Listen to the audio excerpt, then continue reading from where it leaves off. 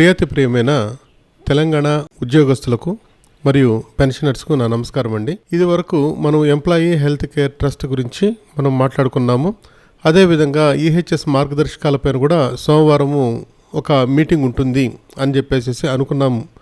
అదంతా మీకు ఒక వీడియోలో చెప్పాను. ఆ వీడియోని ఎంతగానో ఆదరించారు. మీకు నిజంగా ధన్యవాదాలండి. చేతులెత్తి నేను నమస్కారం చేస్తున్నాను. Thank you very much. ఆ విధంగా నన్ను ఆదరిస్తారని చెప్పేసి నేను కోరుకుంటున్నాను. ఇదివరకు మనం అనుకున్నట్టుగా సోమవారం అంటే 13/7/2026 ఈహెచ్ఎస్ మార్గదర్శకాలపైన చర్చ చేసి అదేవిధంగా 15వ తారీఖున హెల్త్ కార్డులు ఇష్యూ చేస్తాం. అప్పుడే చికిత్స కావాల్సిన వారికి చికిత్స ప్రారంభమవుతుంది అని చెప్పడం జరిగింది. అయితే 13వ తారీఖునే మనకు ఈ యొక్క మీటింగ్ జరిగిందిలే, కానీ విధి విధానాల గురించి కొంత వాయిదా పడినట్టు మనకు తెలుస్తుంది. అసలు ఎందుకు జరిగింది, అసలు ప్రాబ్లమ్స్ ఏంటి అనేది ఈ యొక్క వీడియోలో చర్చిస్తామన్నమాట. అనుకున్నట్టుగానే 13/7/2026 సిఇఓ శ్రీ హనుమంతు గారి అధ్యక్షతన సమావేశం ప్రారంభమైంది. ఈ సమావేశానికి నాయకులైతేనేమి, హాస్పిటల్స్ అధినేతలైతేనేమి అందరూ సమావేశమయ్యారు. అయితే కొన్ని కారణాల వల్ల ఈ యొక్క ప్రోగ్రాము కొంత వాయిదా పడింది. దీనికి ఇప్పుడు నేను కారణాలు మీకు చెప్పబోతున్నాను. వాయిదా పడడానికి మొత్తం 8 కారణాలు ఉన్నాయి. ఈ 8 కారణాల్లో మొట్టమొదటిది ఏంటంటే హైకోర్టులో కేసు. మన దగ్గర నుంచి మినహాయింపు చేస్తున్న 1.5% ఎందుకు వసూలు చేయాలి అని కోర్టులో పిటిషన్ దాఖలైంది. ప్రభుత్వాన్ని దీని గురించి కాస్త వివరణ ఇవ్వండి అని చెప్పేసి ప్రభుత్వాన్ని ఆదేశించడం జరిగింది. దీంతో ప్రస్తుతం విషయం న్యాయస్థానంలో ఉంది. ఇదొక పాయింట్. తర్వాత ఇంకోటి ఏంటంటే ఈహెచ్సిటి అంటే మీకు తెలుసు కదా, employee health care trust. Okay, ఈ ఈహెచ్సిటి అమలు మార్గదర్శకాలపైన ఇంకా నడుస్తూనే ఉంది, చర్చ నడుస్తూనే ఉంది. అది ఇంకా ఒక కొలిక్కి రావడం లేదు. 4వ పాయింట్ ఏంటంటే ఉద్యోగులు పెన్షన్ల నుండి కూడా కొన్ని అభ్యర్థనలు ఫిర్యాదులు వచ్చాయి. అసలు ఈ అభ్యర్థనలు సరైనవా, ఈ ఫిర్యాదులు కరెక్ట్గా ఉన్నవా, అంటే జెన్యూనా అని చెప్పేసి వాటిపైన కూడా చర్చ చేస్తుంది. ఈ 4 అంశాలు ఒకవైపు, నాణ్యానికి ఒకవైపు అయితే 5వ అంశం అనేది చాలా చాలా ముఖ్యమైన అంశం. ఇప్పుడు ఆ 5వ అంశం గురించి మనం చర్చించుకుంటున్నాం. ఈ 5వ అంశం గురించి చెప్పుకునేటప్పుడు మనం ముఖ్యంగా చెప్పుకోవాల్సింది ఏంటంటే ఒక అసోసియేషన్ గురించి మనం చెప్పుకోవాలి. దట్ ఈస్ కాల్డ్ తన్హా అనే అసోసియేషన్ ఒకటి ఉందన్నమాట. TANHA Tanha, Telangana Aarogyasri network hospitals association. ఇది ఒక అసోసియేషన్ అన్నమాట. ఆరోగ్యశ్రీ వాళ్ళకైతేనేమి, గతంలో మనకు ఎంప్లాయీస్ హెల్త్ కార్డ్స్కి అయితేనేమి, వీటికంతా ఒక అసోసియేషన్ ఫామ్ అయింది. అసలు ఈ అసోసియేషన్ ఏంటి, దాని విధి విధానాలు ఏంటి, దీనివల్ల కూడా కొంత మనకు ఈ యొక్క హెల్త్ కార్డులు ముందుకు పోలేదు. అసలు ఏం జరిగింది అనేది మనం తెలుసుకుందాం. ప్రస్తుతానికి మన రాష్ట్ర అధ్యక్షుడు ఎవరంటే శ్రీ వద్దిరాజు రాకేష్ గారితో చర్చలు జరిగినాయి, కానీ ఒక కొలిక్కి రాలేదు మన 13వ తారీఖున. అది కూడా ఒక ముఖ్యమైన కారణం. ఎన్నో కారణాల్లో అదొక ముఖ్యమైన కారణం. అసలు ఈ తన్హా గురించి కొంచెం మనం నేర్చుకోవాల్సి ఉందన్నమాట. అసలు ఏంటి తన్హా అనేది ఒక్కసారి మనం చూసుకున్నామంటే, ప్రభుత్వ ఉద్యోగులకు హెల్త్ కార్డులు అమలు చేసే సంస్థ అయితే కాదు, ఇది అసలు గవర్నమెంట్ కూడా కాదు. మరి ఇక ఇది ఏంటంటే, ఇది ఆరోగ్య పథకంలో భాగస్వాములైన ప్రైవేటు ఆసుపత్రుల సంఘం మాత్రమే. ఇది మెయిన్.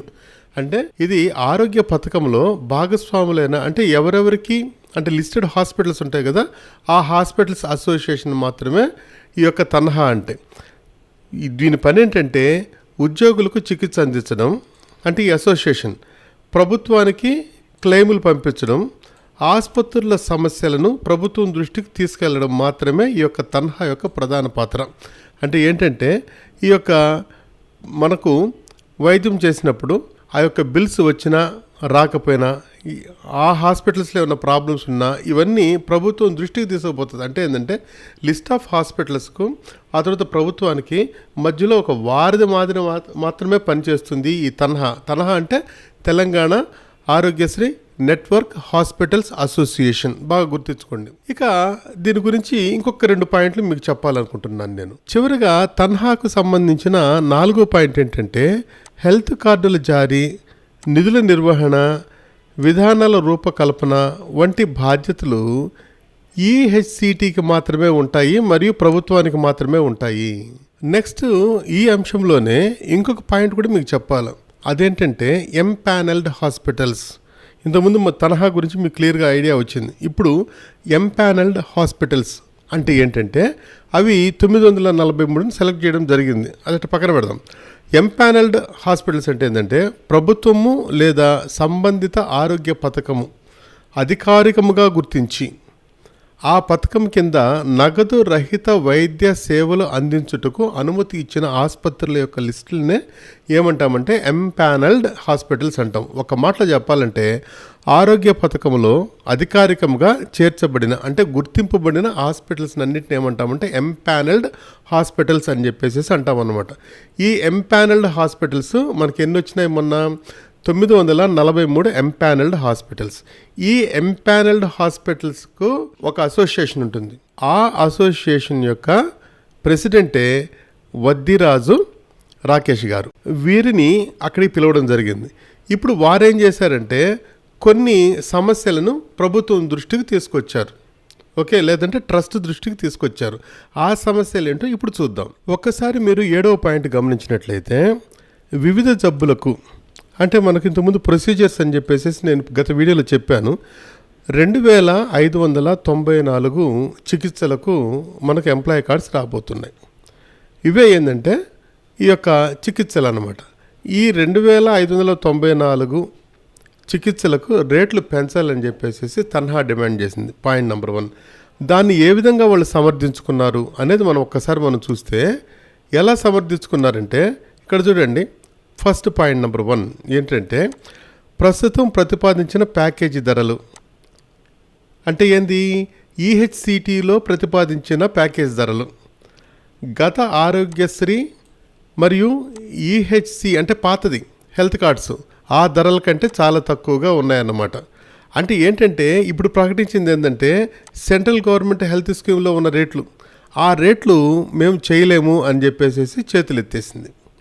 ఆ తర్వాత 2వ పాయింట్ ఒకసారి మనం చూసినామంటే ఈ ప్యాకేజీ ధరలతో వైద్యం చేస్తే ప్రైవేటు వైద్యశాలలు తీవ్రంగా నష్టపోతాయని చెప్పేసి ఆ యొక్క రాకేష్ గారు ప్రభుత్వానికి విన్నవించడం జరిగిందన్నమాట. ఓకే, తర్వాత నెక్స్ట్ ఏంటి? ఈ యొక్క రేట్లను ఈ రేట్లను కొత్త పథకానికి అంటే ఏంది సిజిహెచ్ఎస్ రేట్లను కొత్త పథకానికి అమలు చేస్తే వైద్య సేవలు అందించేది లేదని చెప్పేసి హాస్పిటల్స్లో ఉన్న అందరూ ఏకగ్రీవంగా చెప్పడం జరిగింది. తర్వాత ఇంకొక వాళ్ళ యొక్క డిమాండ్ ఏంటంటే గవర్నింగ్ బోర్డుతో సహా అన్ని కమిటీల్లో వివిధ వైద్య విభాగాల నుంచి కనీసం 10 మంది ప్రతినిధులు చేర్చాలంట. అంటే ఎందుకు ఉంటుందంటే ఈ విధంగా ఎందుకు అడిగారంటే ఒకవేళ ఈ విధంగా చేర్చడం వల్ల వాళ్ళ వైపు నుంచి కూడా సమస్యలు, అదేవిధంగా ఈ అమౌంట్ ఎంత పెట్టాలి, ఎంత మనం గవర్నమెంట్ నుంచి క్లెయిమ్ చేసుకోవాలి, పలానా చికిత్సకు ఎంత అని చెప్పేసి అవన్నీ చెప్తారని చెప్పేసి ఉద్దేశంతో అదొక డిమాండ్ ఈ యొక్క 4వ డిమాండు చేయడం జరిగిందన్నమాట. తర్వాత ఏంటంటే ఇక కొత్త పథకం అమలుకు ముందే పాత ఈహెచ్ఎస్ ఇవి చాలా ముఖ్యం అన్నమాట. పాత ఈహెచ్ఎస్ పెండింగ్ బకాయిలును నెట్వర్క్ దవాఖానాలకు చెల్లించాలి. అంటే ఏంటంటే పాత బకాయిలు ఇంకా క్లియర్ కాలా, కానీ కొత్త స్కీమ్ని తయారు చేయడంలో మాకు ఇబ్బందులు అవుతాయి, ముందు పాత వాటిని క్లియర్ చేయండి అని చెప్పేసి 5వ పాయింట్గా వారు చెప్పడం జరిగింది. అంటే ప్యానల్ హాస్పిటల్స్ యొక్క అసోసియేషన్. ఓకే, ఆ తర్వాత ఆర్థిక ఇబ్బందులతో వైద్య సేవలు ఇప్పటికే మేము ఆర్థిక ఇబ్బందులతో ఉన్నాము అంటే హాస్పిటల్స్ ప్యానల్ హాస్పిటల్స్ ఎందుకంటే బకాయిలు మాకు రాలేదు, ఇంకా మేము చేయలేము అని చెప్పి చేతులు ఎత్తేయడం జరిగింది.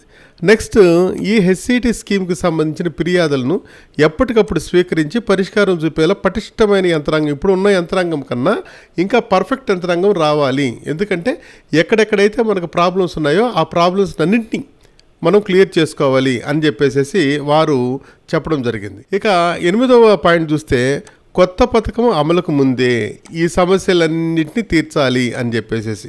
ఆ సమస్యలు అంటే ఏమి లేదు, ఫస్ట్ థింగ్ ఏంటంటే మనకు అమౌంట్ పెంచాలి, పాయింట్ నెంబర్ 1 క్లియర్గా మనం చూసామంటే. రెండవది ఏంటంటే పాత బకాయిలు ఇచ్చేసేయాలి, ఏదైనా ప్రాబ్లమ్స్ వస్తే ఇమీడియట్గా మనం క్లియర్ చేయాలి. కాబట్టి ఎప్పుడైతే ఈ సమస్యలన్నీ క్లియర్ చేసుకుంటామో అప్పుడే మనము ఈ యొక్క కొత్త పథకానికి వెళ్ళొచ్చు, అప్పుడే మేము మీకు వైద్య సేవలు అందిస్తామని చెప్పడం జరిగింది. సో లోపాలతో కొత్త పథకం అమలు చేస్తే ఉద్యోగస్తులు, పింఛన్దారులు మరియు వారిపైన ఆధారపడిన వాళ్ళ పైన తీవ్రమైన ప్రభావం చూపుతాయని చెప్పేసి ఒక 9 పాయింట్లు కలిగిన డిమాండ్స్ వాళ్ళు చెప్పడం జరిగింది. ఈ డిమాండ్లంతా చెప్పిన తర్వాత ఈహెచ్సిటి సభ్యులైతేనేమి, ఈహెచ్సిటి సిఇఓ గారు అయితేనేమి, సరే ఇవన్నీ మేము గవర్నమెంట్కు మేము విన్నవిస్తాము, ఆ తర్వాత ఇవన్నీ సెటిల్ అయిన తర్వాతనే ముందుకు వెళ్దామని చెప్పి ప్రస్తుతానికి వాయిదా వేయడం జరిగిందనమాట. విశ్వనీయమైన సమాచారం ఏంటంటే మళ్ళీ ప్రోగ్రాం ఈ చిన్న చిన్న లోపాలన్నింటినీ సవరించుకొని 20వ తారీఖున అంటే రానున్న సోమవారం మళ్ళీ సమావేశం ఏర్పాటు చేసుకొని ఈ యొక్క హెల్త్ కార్డుల జారీ మరియు హెల్త్ కార్డుల యొక్క ఇంప్లిమెంటేషన్ చేస్తారని చెప్పేసి అనుకుంటున్నారు. ఏది ఏమైనప్పటికీ వాయిదా పడింది. 15వ తారీఖు రావాల్సిన కార్డులు కూడా కాస్త బ్రేక్ పడ్డాయి. మనకి 20వ తారీఖున ఏమైనా ఒక మంచి సమావేశం పెట్టుకొనేసేసి ఒక ఫలభరితమైన ఫలితాలు వస్తాయేమో ఆశిద్దాం. Thank you very much. మీకు ఈ వీడియో నచ్చినట్లయితే దయచేసి నా యొక్క వీడియోని సబ్స్క్రైబ్ చేయండి. నా యొక్క ఛానల్ పేరు ఇంగ్లీష్ విత్ ఎస్డిఆర్పి. దయచేసి సబ్స్క్రైబ్ చేయండి. ప్రతి ఒక్కరు చూడండి, లైక్ చేయండి, షేర్ చేయండి, కామెంట్ చేయండి. Thank you very much. Me Ravi Pratap.